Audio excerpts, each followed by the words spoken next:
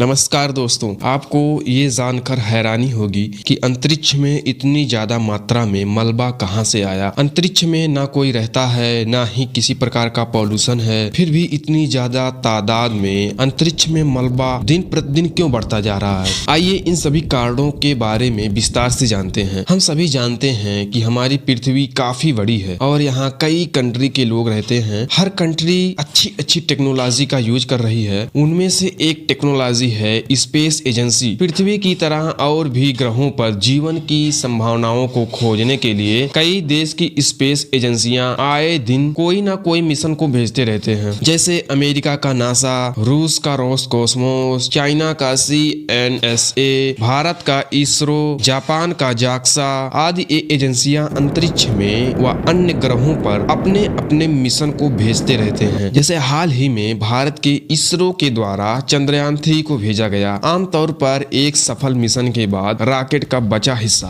अंतरिक्ष में ही बेहद ऊंची कक्षा में छोड़ दिया जाता है। यह कई सालों तक भटकता रहता है और पृथ्वी की परिक्रमा करते हुए अंतरिक्ष में बना रहता है। इस दौरान और भी देश जब अपने मिशन व उपग्रह को भेजते हैं तो उनसे मलबा टकराने का खतरा बना रहता है। अब आगे आने वाले समय में किसी भी मिशन को भेजने में काफी कठिनाइयों का सामना करना पड़ेगा, क्योंकि अंतरिक्ष में मलबा दिन प्रतिदिन बढ़ता जा रहा है, जिससे किसी भी मिशन को भेजने के लिए उनके रास्ते में क्लियरिटी नहीं होगी और उस मिशन के फेल होने के चांसेस काफी ज्यादा बढ़ जाते हैं।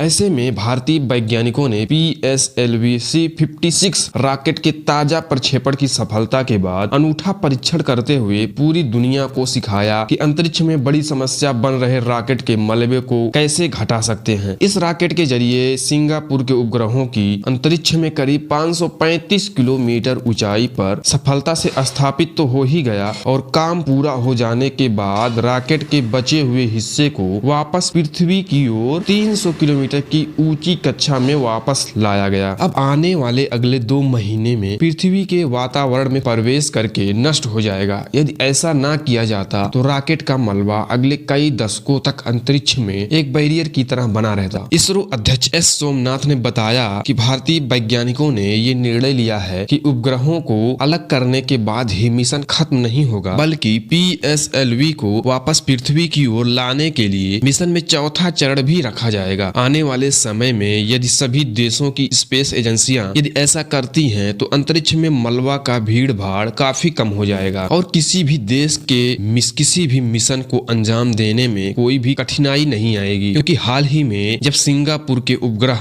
DSSR को इसरो से भेजा जाना था, जिसका समय पहले से ही निर्धारित था, एक अधिकारी ने बताया कि उस मिशन का प्रक्षेपण 1 मिनट की देरी से करनी पड़ी, क्योंकि रॉकेट के मार्ग में पुराने रॉकेट व उपग्रहों का मलबा आ गया। इसीलिए प्रक्षेपण 1 मिनट की देरी से की गई, जिससे मलबे से टकराव की आशंका को टाली जा सकी। आने वाले समय में ऐसे कई अंजाम इसरो को करते हुए देखा जा सकता है, क्योंकि इसरो के लिए आने वाले समय में सिंगापुर की तरह जिन देशों में स्पेस एजेंसियां नहीं हैं, वो भारत के इसरो के द्वारा अपने मिशन को भेजने दिलचस्पी दिखा सकते हैं। NSIL के अध्यक्ष व MD D राधाकृष्णन ने बताया कि अंतर्राष्ट्रीय ग्राहकों के लिए व्यावसायिक प्रक्षेपणों के इतिहास में सिंगापुर के सरकार के द्वारा भारत के PSLV से प्रक्षेपण करवाना अपने आप में एक रिकॉर्ड है। यह बताता है कि इसरो में ग्राहकों को किस दर्जे का विश्वास है। PSLV।